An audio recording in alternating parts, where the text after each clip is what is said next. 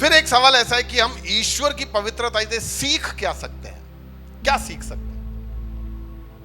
हमने ईश्वर की पवित्रता के बारे में इतना कुछ समझा, इतना कुछ सुना, इतना कुछ सीखा, तो जब हम किसी के पवित्रता के बारे में इतना सीख जाते हैं ना, तो फिर हम उसके बारे में 3-4 बातें हम समझ सकते हैं ईश्वर के बारे में। ये ध्यान से सुनना कि क्योंकि ईश्वर पवित्र है, हम ईश्वर के बारे में क्या सीख सकते हैं। नंबर 1, वो झूठ नहीं बोलता क्योंकि वो पवित्र है। संसार में ऐसा पूछो कि फलाने ने तो झूठ बोला था, वो ईश्वर है, वो कुछ भी कर सकता है। नहीं, ईश्वर पवित्र है, इसीलिए ईश्वर झूठ नहीं बोल सकता। सच बड़ा है कि झूठ? सच। लेकिन किसी को बचाने के लिए मैंने झूठ बोला है तो वो लोग बोलते हैं वो सच से भी बड़ा है। कैसे? उसकी व्याख्या में ही गलती है। कभी भी झूठ सच से बड़ा नहीं हो सकता। ये हमारे को पिक्चरों में दिखा दिखा के, ये दूसरी जगहों पे सत्संगों में सुना सुना के हमारा माइंड ऐसा सेट कर दिया गया है कि अच्छाई के लिए किया गया बुरा अच्छाई से भी बढ़कर है। तभी तो लोग खुश होते हैं, तभी तो लोग चोरियां करते हैं। मैं चोरी करके गरीबों को खिलाता हूं, इसलिए मैं हीरो हूं। सलाम रॉकी भाई। ऐसा ही है ना, हर पिक्चर में ऐसा ही है। गरीबों का सेवा, जो मजबूर लाचार लोग हैं उनको अच्छा करने के लिए गब्बर इज बैक। नहीं, ऐसा नहीं है।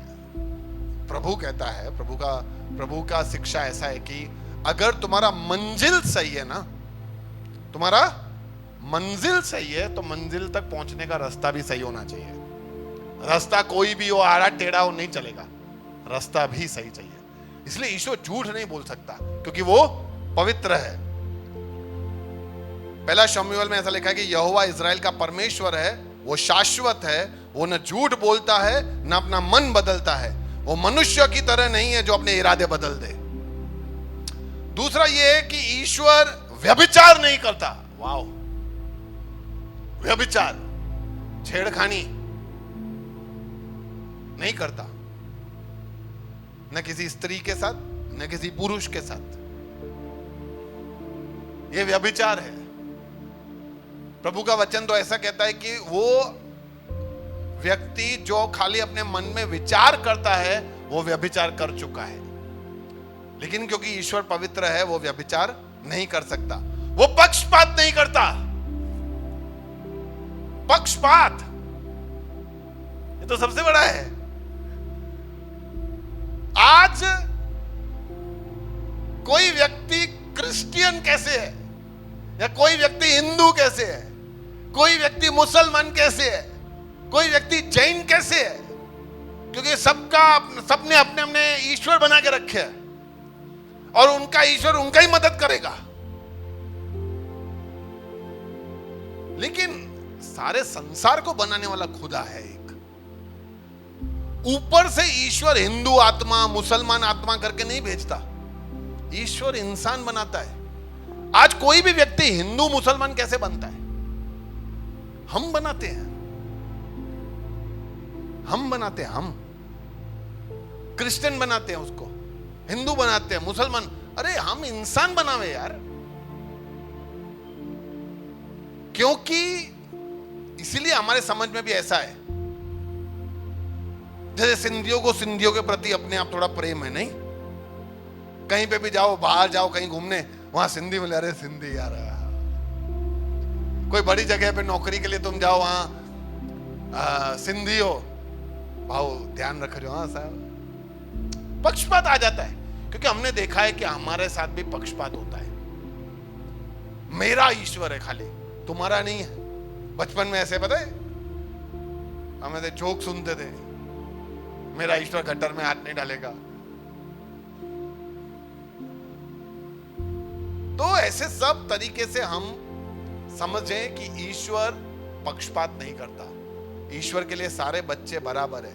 ईश्वर के लिए जितना गिरीश भाई उतना ही कोई बड़ा टेररिस्ट होगा, उसको भी प्रभु उसी नजर से देखता है जैसा वो मेरे को देखता है। मुझे भी बचाना था, उसको भी बचाना है। तो इसीलिए ये याद रखे कि ईश्वर पक्षपात नहीं करता। दूसरा, उसका जीवन उदाहरण होना चाहिए। सबसे बड़ा बात है ये, क्योंकि वो पवित्र है ना, उसका जीवन उदाहरण होना चाहिए। उदाहरण आज किसको देख के हम फॉलो कर रहे हैं यार? मेरे को बताओ, लेके आओ, जितने भी लेके आओ, उनकी कहानियां देखो, उनकी कहानियां पढ़ो। किसको मैं फॉलो कर सकता हूं? हू बहू जैसा उसने किया सब कुछ मैं करूंगा। ऐसा कौन है इस संसार में? फिर हम बोलते हैं ना कि उन्नत ही कहो, मैं भी ऐसा करूंगा। वो ईश्वर है, उसमें उसकी योजनाएं छुपी हुई होती है, वो कुछ भी कर सकता है। नहीं, यीशु ने आके ऐसा जीवन जी के दिया, इसलिए इस संसार में और किसी ने ऐसा नहीं बोला है कि तुम मेरे समान बनो सिवाय यीशु के, क्योंकि उसको पता था कि वो परफेक्ट है। इसीलिए हमें समझना चाहिए कि अगर ईश्वर पवित्र है तो वो न झूठ बोलेगा, न व्यभिचार करेगा, न पक्षपात करेगा, और उसके जीवन का मैं अनुसरण करके एक उदाहरण बन सकता हूं।